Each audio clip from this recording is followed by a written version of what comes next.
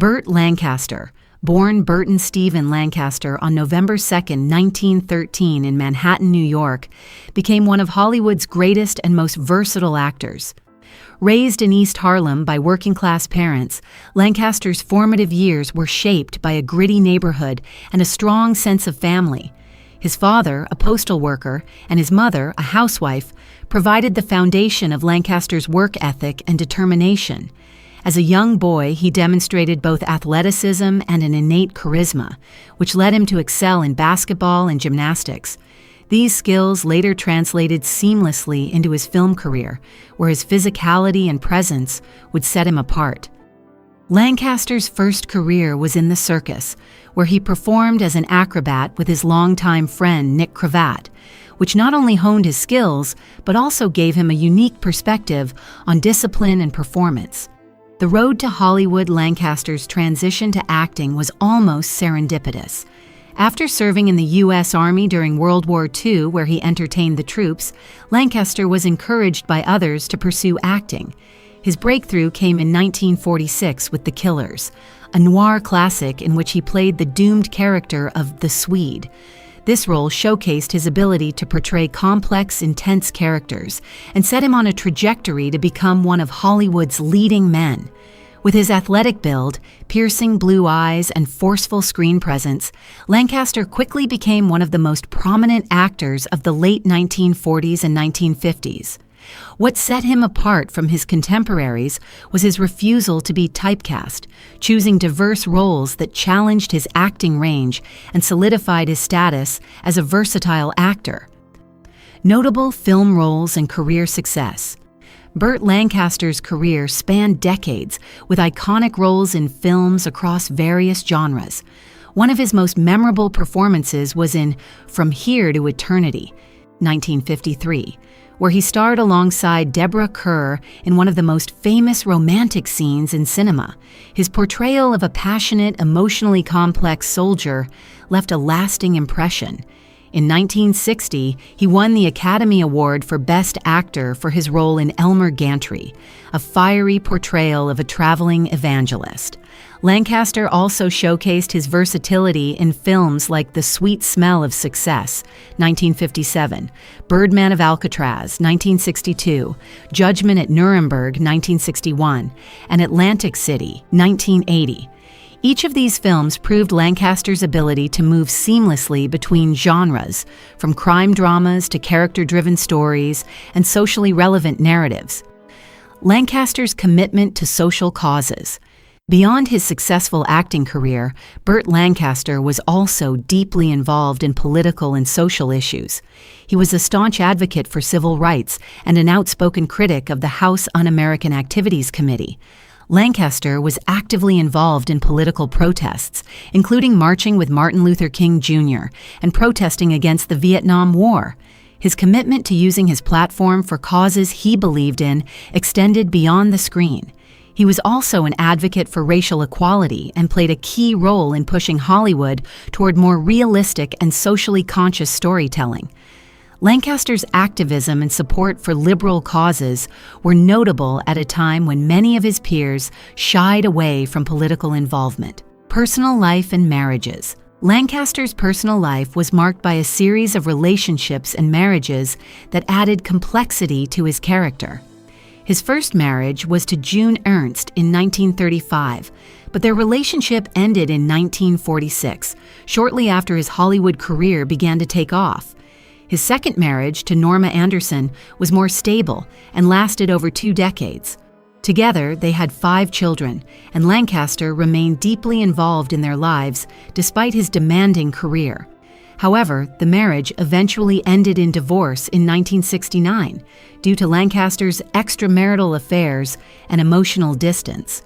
His third marriage to Susan Martin in 1990 was much shorter, but provided him with comfort and care during his later years as he faced health challenges, including a debilitating stroke.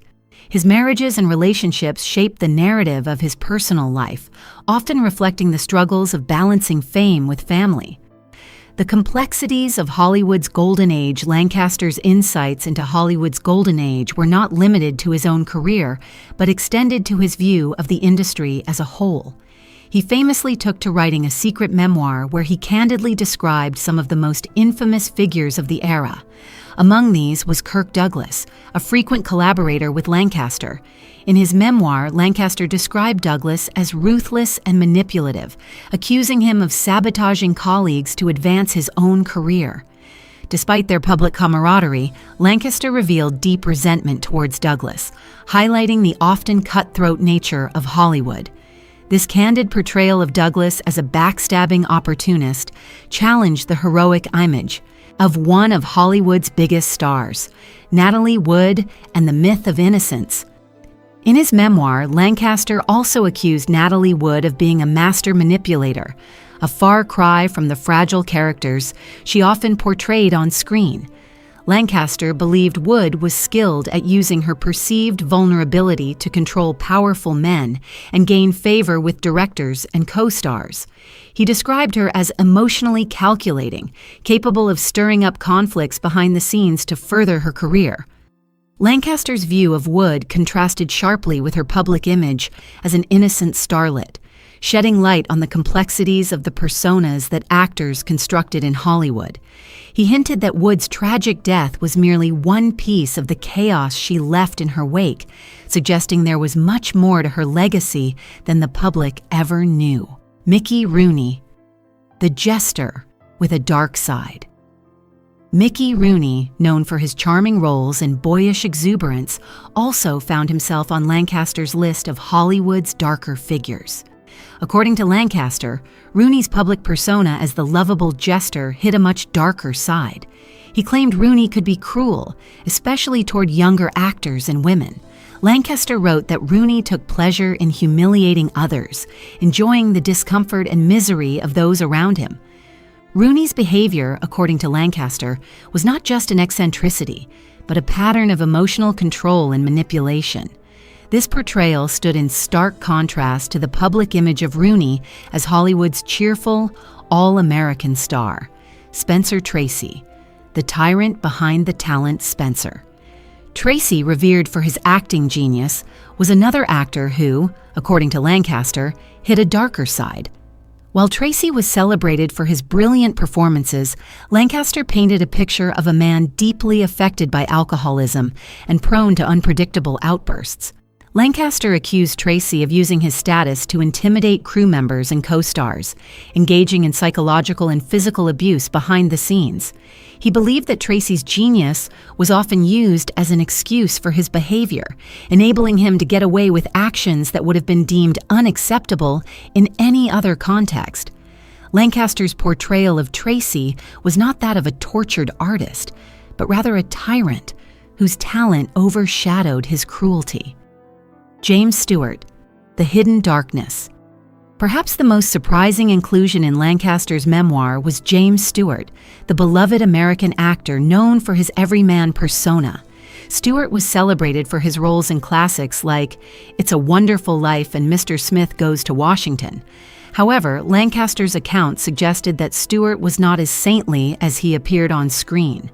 Lancaster claimed that Stewart's dark side was hidden beneath his wholesome exterior, portraying him as someone who could be manipulative and calculating when it came to career advancement. While Stewart was America's sweetheart, Lancaster suggested that the real Stewart was far more complex and far less innocent than the roles he played would have suggested. Conclusion. Burt Lancaster's secret memoir sheds light on a side of Hollywood that many would prefer to forget, revealing the complex and often darker personalities behind the glamorous facade. His candid critiques of his contemporaries challenged the public's idealized perceptions of Hollywood stars, offering a behind-the-scenes look at the ruthless ambition, manipulation, and emotional turbulence that defined the careers of some of the era's most famous actors. Through his words, Lancaster gives us a glimpse into the cost of fame and the hidden battles that these stars fought away from the public eye.